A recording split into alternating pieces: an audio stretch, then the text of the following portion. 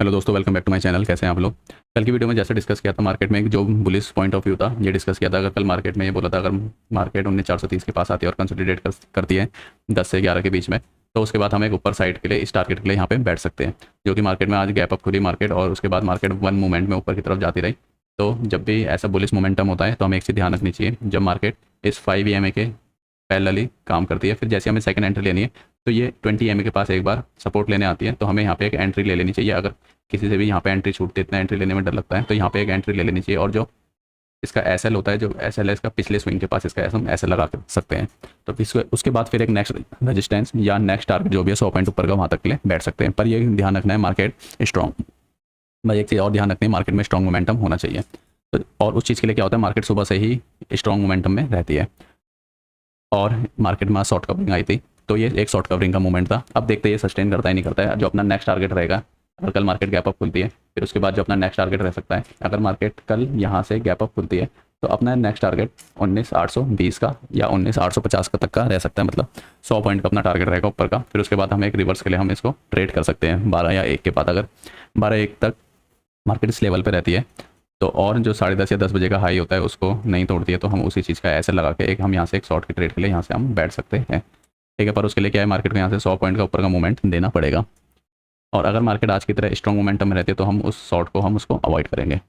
अब एक देख लेते हैं, कल फिन निफ्टी की भी ट्रेड दी थी क्योंकि आज एक्सपायरी थी फिन निफ्टी की। तो फिन निफ्टी में बोला था कि अगर मार्केट 19,515 के पास आती है और यहाँ पे कंसोलिडेट करती है और 10 से 10:30 11 के बीच में कंसोलिडेट रहती है, तो उसके बाद हम एक बाइंग साइड की ट्रेड लेंगे और जो अपना टारगेट रहेगा 19,775 का रहेगा। ये अपना व्यू पॉइंट था, मतलब बुलिश व्यू पॉइंट था। कल कोई भी शॉर्ट की ट्रेड नहीं थी। तो अब इसमें आज क्या हुआ, मार्केट जैसे गैप अप खुली, ठीक है, क्यों गैप अप इसलिए खुली क्योंकि जो क्रूड ऑयल था 4% का अप खुला था, फिर उसके बाद उसके ऊपर नहीं गया और अभी भी थोड़ा क्रूड ऑयल डाउन साइड ही जा रहा है। तो इस वजह से मार्केट में ऐसा कोई इंडिया को कुछ फर्क नहीं पड़ रहा वॉर से, ठीक है, इतना ज़्यादा फर्क नहीं पड़ रहा है इंडियन मार्केट को। अब देख लेते हैं यहाँ से क्या मोमेंटम था। मार्केट इस लेवल पे कंसोलिडेट करती रही और जो भी इसका लो होता है वो अपना ऐसे लगा के, उससे थोड़ा और मॉर्निंग के लो पे ऐसे लगा के हमें यहाँ से बाइंग करनी थी। और बाइंग का बहुत अच्छा टारगेट मिला हीरो जीरो उसमें, जो कि हमें यहाँ से जब भी ऐसा स्ट्रॉन्ग मोमेंटम आता है तो हमें यहाँ से 200 पॉइंट के लिए हमें बैठ जाना चाहिए ऊपर के लिए। अगर फ्यूचर में लिया है तो 200 पॉइंट के लिए आराम से बैठ सकते हैं, पर ऑप्शन लिया है तो जैसे ही अपना टारगेट आ गया इसको हम कंप्लीट करके एग्जीक्यूट करने के बाद इसको पोजीशन को क्लोज कर सकते हैं, क्योंकि फिर ऑप्शन में फिर प्रीमियम घटता रहता है। इतने लेवल पे प्रीमियम घटता रहा, फिर इसके बाद ये मोमेंटम आया तो यहाँ पे भी थोड़ा बहुत प्रीमियम बढ़ा। तो एक्चुअल में क्या करना है, जैसे कि अगर किसी को एनालिसिस करना है तो 19,700 की कॉल, 19,600 की कॉल और बेसिकली 19,800 की कॉल फिन निफ्टी का, इसको एनालिसिस कर सकते हैं। ठीक है, तो कैसे कैसे मोमेंटम हुआ, ठीक है, इसमें हम 100% सिक्योर कर सकते हैं, इसमें 100%। तो इसमें बेशक 100% सिक्योर नहीं कर सकते, क्यों, क्योंकि यहाँ जैसे ही यहाँ तक गया फिर उसके बाद ये कंसोलिडेट होने की वजह से इसका प्रीमियम डाउन होते रहे। फिर जैसे मोमेंटम है फिर ये ऊपर को भागा, तो ऐसे इसको एक बार एनालिसिस करके देख सकते हैं। तो अब अगर कल फिर निफ्टी में किसी को फ्यूचर में करना है तो अपना जो नेक्स्ट टारगेट रहेगा वो 20,015 का रहेगा।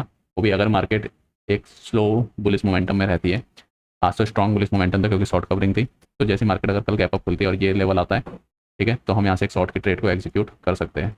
पर ये लेवल सुबह 10 से 11 के बीच में आ जाने चाहिए और जो भी जैसे कि यहाँ का जो लो था वो अपना ऐसे लगा के हम वहाँ से हम उसको शॉर्ट कर सकते हैं। ठीक है, पर उसके लिए गैप अप खुलना पड़ेगा और 10:30 से 11 के बीच में लेवल आ जाना चाहिए, तभी हम एक शॉर्ट की ट्रेड के लिए ट्राई करेंगे, नहीं तो अवॉइड करेंगे। क्योंकि आज के दिन बहुत अच्छा प्रॉफिट हुआ होगा जिनको भी, तो अब कल के दिन ट्रेड को थोड़ा क्वांटिटी कम करके थोड़ा या अवॉइड करना चाहिए या फ्यूचर में शिफ्ट हो जाना चाहिए। ठीक है, निफ्टी फ्यूचर या फिर निफ्टी फ्यूचर इसमें शिफ्ट हो जाना चाहिए। वीडियो में आज के लिए इतना ही, थैंक यू।